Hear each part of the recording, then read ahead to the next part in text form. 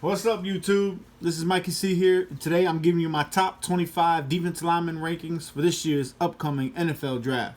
Before we get all that, let's go ahead and click subscribe, give me a like, leave some comments in the end, tell me what you think. I'm going to go ahead and start with number 25, Calvin Taylor. 6'9", 310 pounds. He's a special teamer, though. I don't see him really doing much in the rotation, but at 6'9", I can see him doing some kick blocking or maybe being a rotational practice squatter at best. Darian Daniels at Nebraska. He's got great size and strength, but he lacked the production. He did have some help on that defensive line with the twins, Carlos and Khalil, which we'll get into. But I don't see him being drafted this year. He'll be a prize undrafted free agent. Carlos Davis, one of the twins. He's fast, not as fast as his brother Khalil. He's also a bit inconsistent. He's also going to be a late round pick or a undrafted free agent.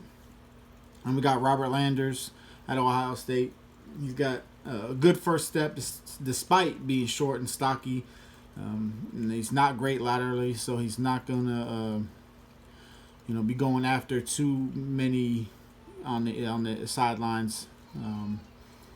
So his sideline player is not him, but being someone that can attack in the middle, that's about all you're gonna get out of him. But he's got some talent, and so that's where I have him as the last team lineman that could get drafted. Then we got Robert Windsor at Penn State, the sleeper of the draft. He's smart and strong. He didn't always shine at Penn State, but he's pretty high on a lot of other mock drafts that I've seen. And with that, I see him being worthy of a 7th round pick. Malcolm Roach, he gets after the quarterback. He had, I think, at least 10 sacks during his 4 seasons at Texas, being a strictly defensive tackle on a 4-3 scheme. That's going to be telling. I think that right there would be worth a late round pick. I have him going in the middle of the 7th round. Then we got McTelvin again out of Arkansas. He's got the ability to play all over the line, and that's going to be attractive to a lot of GMs and coaches. The only thing is, after being a very highly sought-off recruit, he kind of regressed throughout his career. So that's not going to help in some eyes, but he could be a late round gem. And then we got Josiah Coatney. He's good as a 1 and a 3 technique. I see him. He's a good ball tackler. He's not very consistent, but he's someone that is worthy of a 3rd round pick, and he may stick around as a practice squad player because he does have some speed, get up in the middle, and that's worth a look. Broderick Washington out of Texas Tech. He's a 3-year starter, and he was a very disruptive player, but not much of a pass rusher, more of a collapse the pocket, tackle the ball carrier. Worthy of a 7th round pick. And just like his brother Khalil Davis out of Nebraska, he's fast, but he was actually the fastest defensive lineman in this year's combine. Gets up the middle fast with his power as well. He had a great East and West Shrine game, 3 technique, not much for run support, but having someone that's on passing downs to be able to rush the middle, rush the passer, he's going to be a great player for that. Then we got Benito Jones out of Ole Miss. He was a 4-year starter. He's strong and finishes tackles. The only thing is he's got tiny arms and he's short, but he does have some production, and he played in a very tough SEC, so that says a lot, and I think he'll be worthy of a draft pick here. And I see him going as early as the 6th round. Then we got Raekwon Williams out of Michigan State. He keeps the pad low throughout the plays. He's got a really great tackle radius. He just lacks the mass, so I don't know how how good he's going to be against really big interior offensive linemen. And we have Laurel Murchison at NC State. He never backs down. He's very versatile, and he just needs to get bigger. And I think because he's not as big, he's got that mentality that he's not going to give up, and that's a great trait to have. So I can see a team easily taking a chance on him, possibly in the 5th round. We have Devon Hamilton at Ohio State. Devon is a 50-year senior. He's a high-effort tackler, a hustle player, but he's a pure 3 tech without the versatility. So that's the only thing that's going to hinder him. But he too is worthy of a 5th round pick.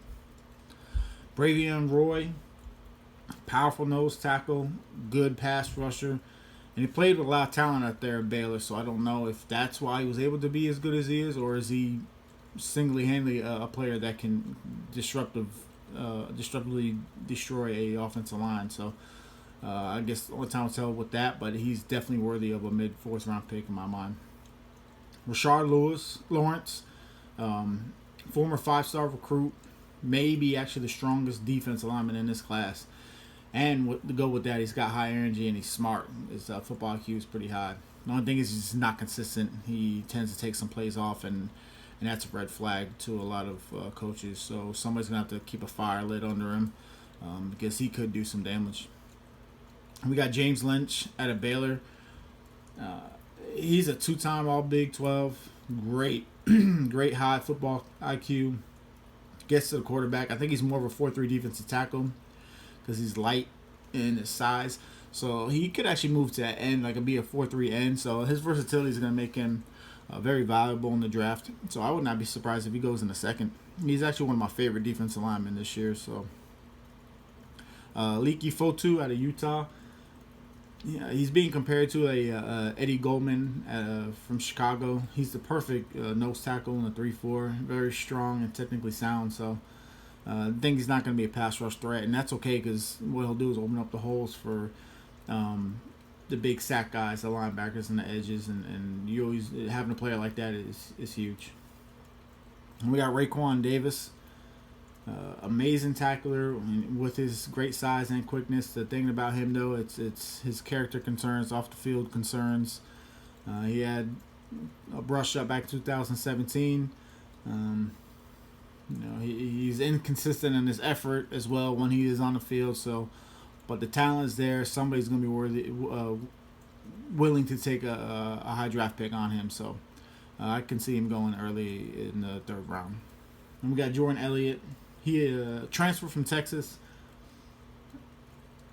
He's got great athleticism for his size. He's great at busting in the gaps. The thing is, he's just got too many bad habits, and if he doesn't fix that, he's not going to last long in the NFL. He can end up being a bust because I've seen him in some mock drafts as a late 1st round pick, but I have him here as a possible middle 2nd round pick. At 5, we have Neville Gallimore, senior from Oklahoma. He is a native of Canada. Ran a very good 40 time, impressive 40 time at his size. He's dropped some weight. I think he might actually measured in at the combine about 15 to 20 pounds heavier than the measurements I've got here. I got mine off of the Lindy's Pro Sport football book, so it could be wrong. I'm not sure. Either way, a 4.79 40 is pretty good for a defensive lineman. 23 bench reps. He's got probably the best explosion in this draft. He's a great nose tackle in the 3-4. It's just he's got to finish his tackles, but besides that, he's worthy of a 1st round pick. But I definitely see him not being on the board very long in day 2. The same with Justin Matabuki, number 4. He's not going to be on the board long. He could actually be end of the 1st round. He played for Texas A&M. He's 6'3", 304, similar size to Gallimore, close to the 40 time. He's stronger, homegrown talent, playing for Texas A&M out of Texas. He's got a great first step, very powerful, and the thing that he is really exceptional at, and I think a lot of teams are going to like about him, is he forces fumbles. He's great at lacking the ball or latching onto the ball, finding where it's at, locating it, and ripping it out of the ball carrier's hands. and that's going to make him very, very appealing to somebody. So that's why I could see him being a first round pick. Then we got Ross Blacklock, a redshirt sophomore at TSU. He's around 300 pounds at 6'3", but he's tenacious. He's got an all-around skill set, being compared to Sheldon Richardson's early years, because he packs a punch, and he could get after the quarterback too. I could see him putting up 7, 8, 9 sacks a year in the right defensive scheme. He could be a better tackler in the run game. I think he just has his eyes set on the quarterback, which isn't a bad thing at all. I see him being a mid to late round first round pick for sure. Then we got Javon Kinlaw, who is just a physical specimen in size, 6'5", 324, but I'm very curious on his body fat percentage because he looks all muscle. He graded out at 6.70 at the combine, which was the second highest grade this year. Perfect combination for the size, athletic build that he has. He's just scratching the surface. He's the best pass rushing defensive lineman in this draft, so that's scary. He's getting compared to a Chris Jones who's about to get a good payday. And a couple years back when he was drafted, I had him going in the first round. He ended up not, and I saw the talent there. So Javon Kinlaw, I see the same with him, and I would not be surprised if he is gone before the 10th pick in the draft. And then at number 1, we've got Derek Brown, 6'5". He was senior Auburn. He had the highest grade of all defensive linemen at 7.11. Very strong. He's got all the intangibles you want. Overpowering raw strength. Great high character guy. He's going to give it to you. The defense is going to get a great building block in that defensive interior. Being compared to a Fletcher Cox, but I think he's better than that. This kid's going to be a day one starter, Pro Bowler very early in his career, and he's going to help out any defensive team. Any team that takes on that defense is going to get an instant upgrade. So I see Derek Brown going as high as the 3 to lines. He could have been a top 10 pick last year. That's how good this guy is, and that showed me a lot that he decided to go back one more year. So just with that, he's going to be someone that's going to get on the team and just show right away that he was worthy of his high pick. Well, that's it.